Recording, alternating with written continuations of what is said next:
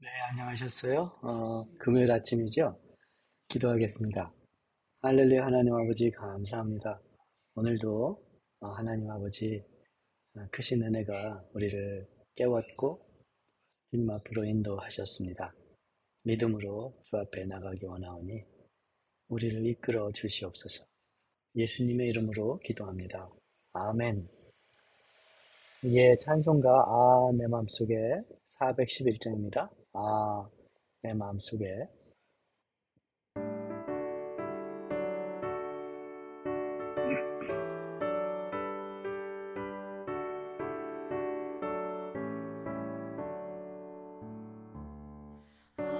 내 맘속에 찾는 평화있네 주 예수가 주신 평화 시험 닥쳐와도 흔들리지 않아 아귀하다 이 평안아 주가 항상 계셔 내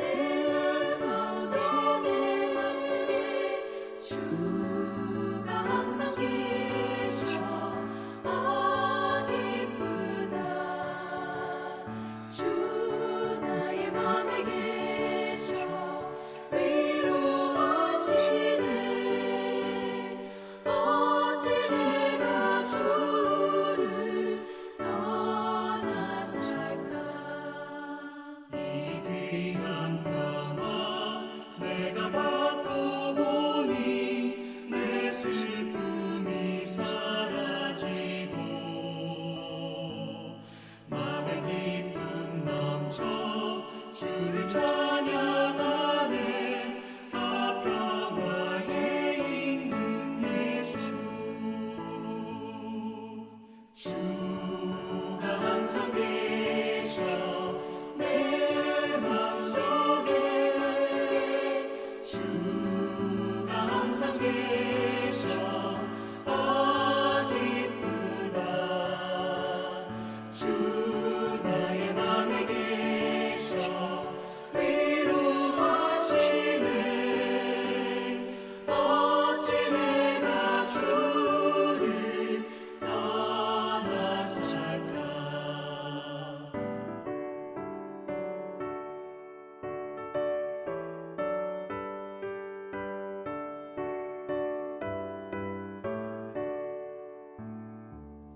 주 날개 아래 내가 서는 동안 이 몸매를 빛내리라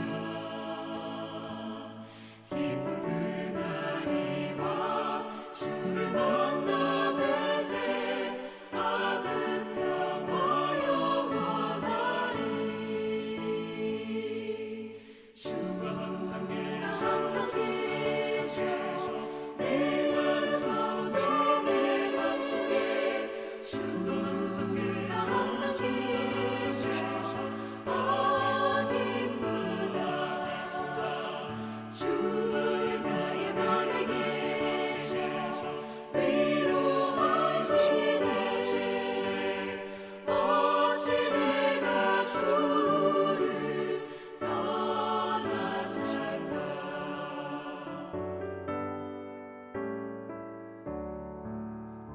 아멘. 예, 오늘 본문은 잠언 14장입니다. 잠언 14장 말씀 함께 받들어 읽겠습니다. 잠언 14장입니다.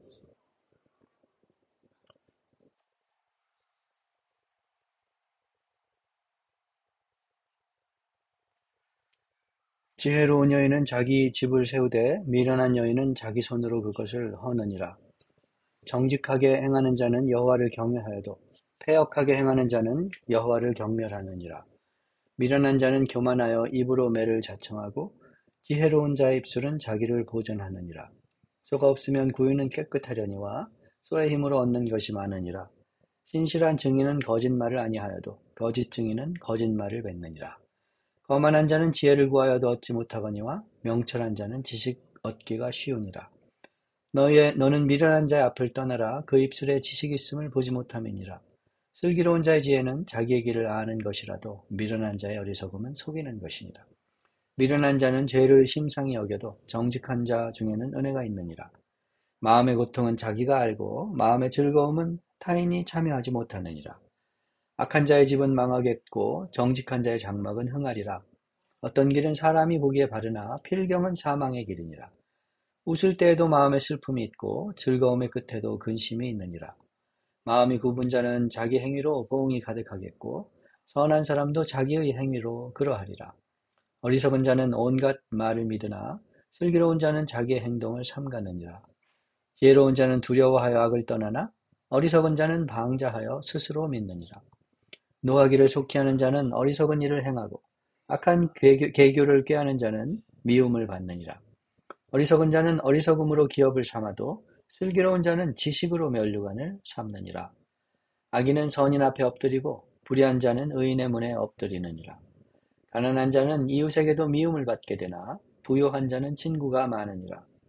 이웃을 업신여기는 자는 죄를 범하는 자요 빈곤한 자를 불쌍히 여기는 자는 복이 있는 자니라. 악을 도모하는 자는 잘못 가는 것이 아니냐. 선을 도모하는 자에게는 인자와 진리가 있으리라. 모든 수고에는 이익이 있어도 입술의 말은 궁핍을 이룰 뿐이니라. 지혜로운 자의 재물은 그 면류관이요 미련한 자의 소유는 다만 미련한 것이니라. 진실한 증인은 사람의 생명을 구원하여도 거짓말을 뱉는 사람은 속이느니라. 여호와를 경외하는 자에게는 견고한 의뢰가 있나니 그 자녀들에게 피난처가 있으리라. 여호와를 경외하는 것은 생명의 셈이니 사망의 그물에서 벗어나게 하느니라. 백성이 많은 것은 왕의 영광이요 백성이 적은 것은 주권자의 패망이니라. 노하기를 더디하는 자는 크게 명철하여도 마음이 조급한 자는 어리석음을 나타내느니라. 평온한 마음은 육신의 생명이나 시기는 뼈를 썩게 하느니라. 가난한 사람을 학대하는 자는 그를 지으신 이를 멸시하는 자요 궁핍한 사람을 불쌍히 여기는 자는 주를 공경하는 자니라. 악인은 그의 환난에 엎드러져도 의인은 그의 죽음에도 소망이 있느니라. 지혜는 명철한 자의 마음에 머물거니와 미련한 자의 속에 있는 것은 나타나느니라. 공의는 나라를 영화롭게 하고 죄는 백성을 욕되게 하느니라. 슬기롭게 행하는 신하는 왕에게 은총을 입고 욕을 끼치는 신하는 그의 진노를 당하느니라. 아멘. 예, 잠언 14장에 여러 잠언들이 나오는데 어떤 잠언이 마음에 와닿으십니까? 어, 그 사람에 따라서 마음에 와닿는 잠언들이 다를 수가 있겠고 또 그날의 상황에 따라서 달라질 수가 있겠습니다. 그러니 잠언은 한 번 읽고 많은 것이 아니라 매일 읽는 것입니다. 매일 읽을 때마다 마음에 와닿아서 또 그 뿌리를 내리고 열매를 맺어서 그 지혜로 인도하는 그 잠언들이 또 읽을 때마다 달라질 수가 있는 것이에요. 상황이 다르고 우리도 변화하니까요. 예, 오늘은 26절 말씀을 가지고 한번 생각해 보려고 합니다. 14장 26절 말씀 다시 한번 읽어볼까요? 26절입니다. 여호와를 경외하는 자에게는 견고한 의뢰가 있나니 그 자녀들에게 피난처가 있으리라. 견고한 의뢰, 든든한 것이죠. 믿고 맡길 만한 피난처, 거기로 피하면 아무 위험도 없는. 여러분에게는 무엇이 견고한 의뢰이고 피난처입니까? 힘들 때 어디로 숨습니까? 두려울 때 무엇을 의지합니까? 무엇 생각만 하면 참 마음에 근심 걱정이 사라집니까? 예, 잠언 18장 한번 읽었던 것 같은데 잠언 18장 10절, 11절 의인의 의뢰와 부자의 의뢰가 나오는데요. 잠언 18장 10절과 11절 이렇습니다. 여호와의 이름은 견고한 망대라 의인은 그리로 달려가서 안전함을 얻느니라. 부자의 재물은 그의 견고한 성이라 그가 높은 성벽같이 여기느니라. 의인에게는 여호와의 이름이 견고한 망대라서 그리로 달려가 안전함을 얻는다.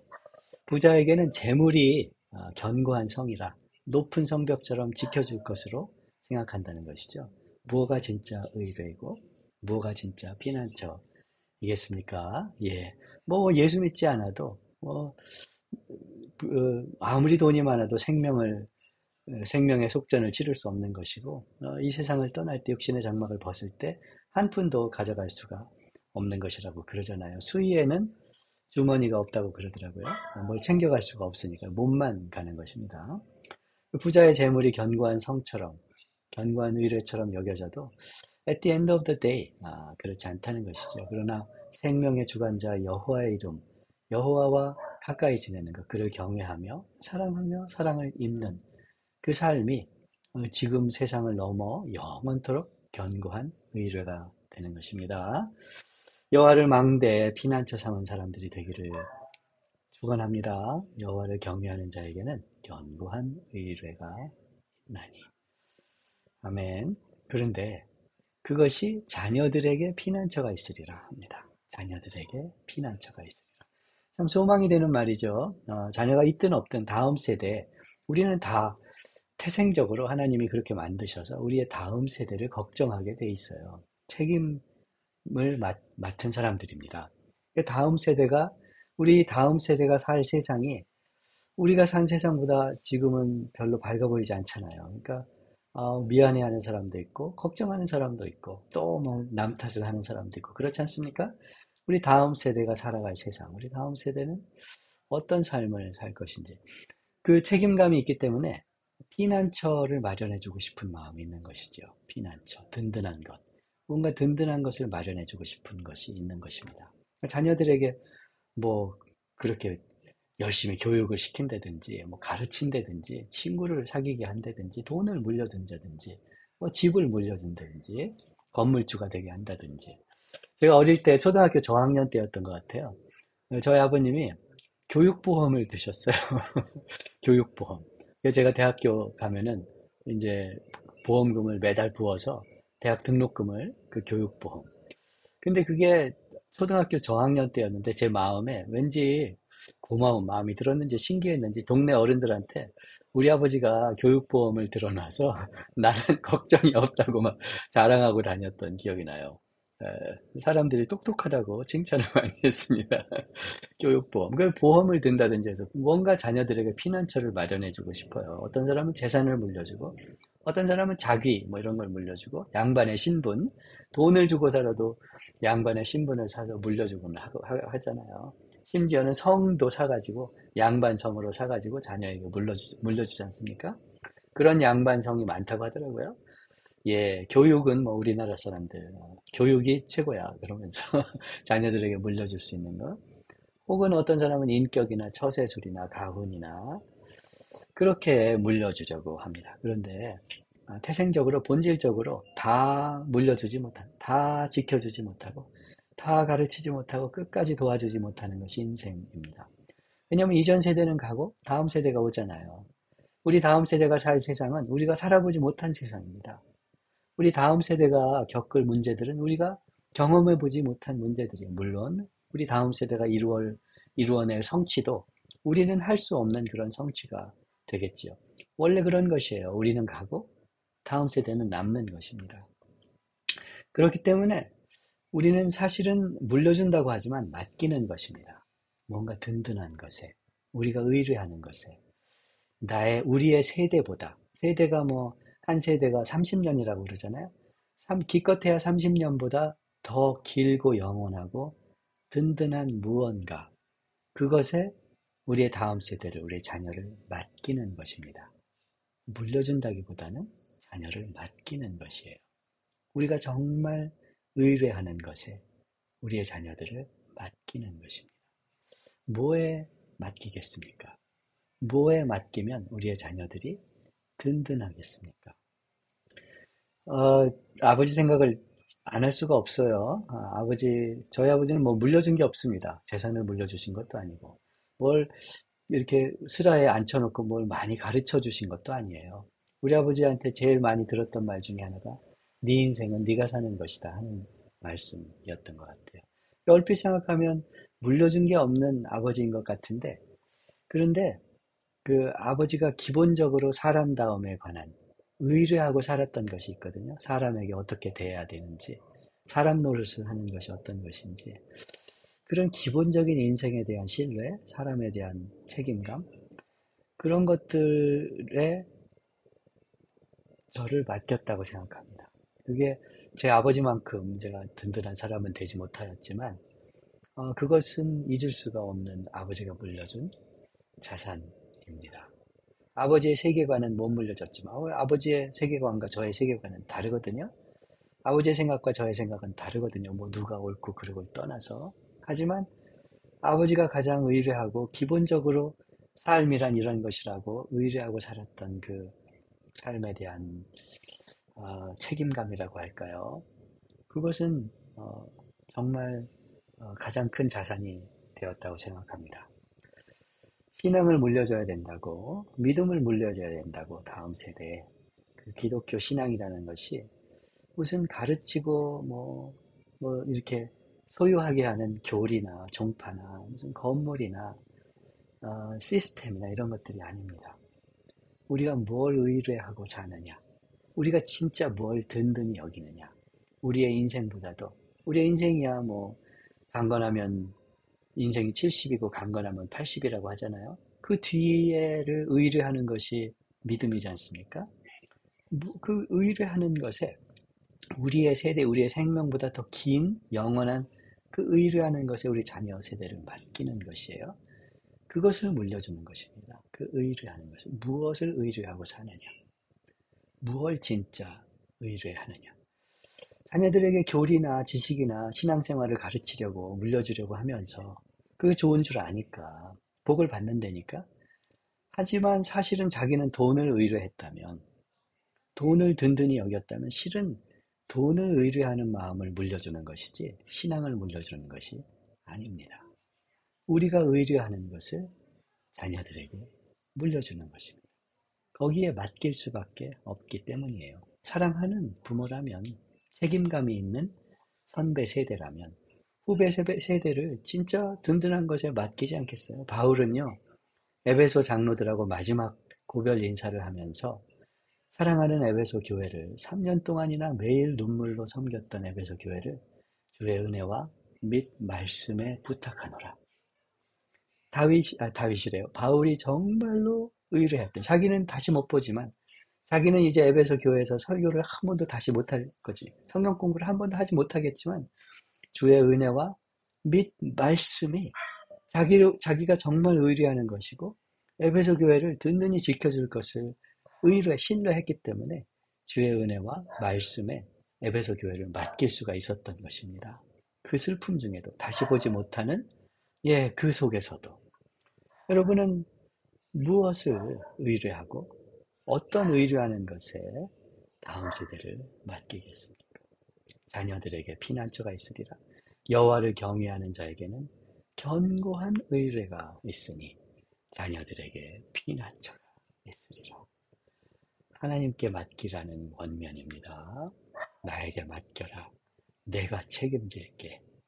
어떤 보험보다도, 어떤 유산보다도, 어떤 가르침보다도 내가 지켜줄게. 저와 여러분은 그 정도로 우리 하나님을 의뢰합니까? 경외하고 살아갑니까? 그것을 물려주는 것입니다. 우리 자신을 하나님께 맡길 때, 믿음이라는 것은 맡기는 거잖아요. 내 힘이 다한 것, 내 지식이 다한 것, 내 눈으로 보는 판단이 다한 것, 맡기는 거잖아요. 더 영원하고, 더 진실하고, 더 선하신 줄 알고, 우리 자신을 하나님께 맡길 때, 의뢰할 때, 하나님 안에 견고한 의뢰가 있을 뿐만 아니라, 우리 자녀들에게도, 다음 세대에게도 피난처가 있는 줄로 믿습니다. 사실 교회의 역사는, 더 나아가서 인류의 역사는 오직 그것으로 이어져 내려온 것입니다.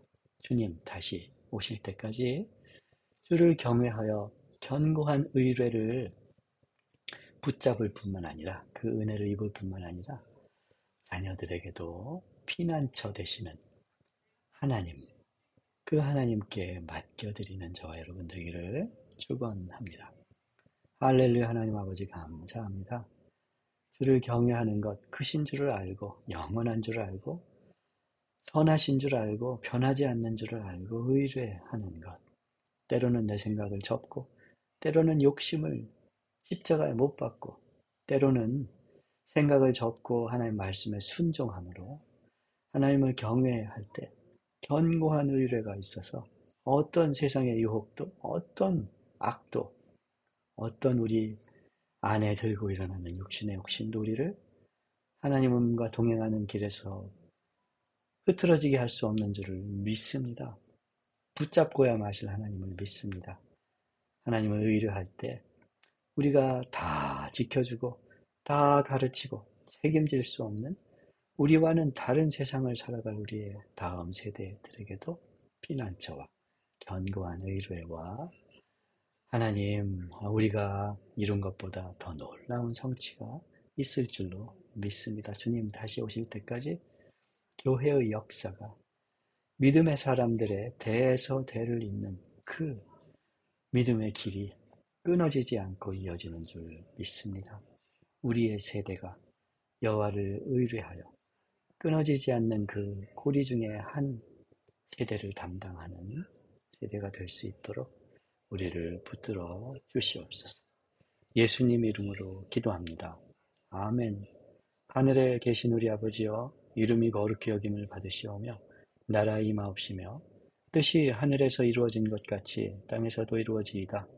오늘날 우리에게 일용할 양식을 주옵시고 우리가 우리에게 죄 지은 자를 사하여 준 것 같이 우리의 죄를 사하여 주옵시고 우리를 시험에 들게 하지 마옵시고 다만 악에서 구하옵소서. 내게 나라와 권세와 영광이 아버지께 영원히 있사옵나이다. 아멘. 예, 내일 토요일은요, 뉴욕에 돌아가서 예배당에서 뵙겠습니다. 샬롬.